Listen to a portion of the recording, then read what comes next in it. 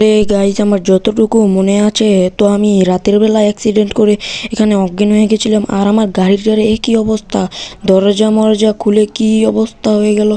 ও তো দেখা যাক, এখন আমাকে তাড়াতাড়ি কাল্লুর গ্যারেজে যেতে হবে।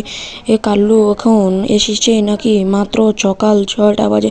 তো চলো যাওয়া যাক কাল্লুর গ্যারেজে। তো ফাইনালি আমি কাল্লুর গ্যারেজে চলে এসেছি, কিন্তু কাল্লুর সাথে এই গরুর গাড়িটা কেন? আরে কাল্লু, তোর সাথে গরুর গাড়িটা কেন? আরে এই গরুর গাড়িটার চাকাটা নষ্ট হয়ে গেছে।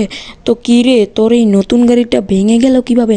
আরে আর বলিস না, কালকে সন্ধেবেলা আমি যখন সেই ট্রেন স্টেশনের রাস্তা দিয়ে আসছিলাম তখন দেখতে পাই একটা লোক অ্যাক্সিডেন্ট করে মরে পড়ে আছে।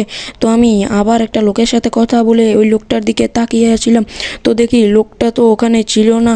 তোর সাথে এই ঘটনা হয়েছে। আমি একটা বাবার আর সন্ধান জানি, তুই ওই বাবার সাথে গিয়ে দেখা কর আর বাবাকে সব কিছু খুলে বল।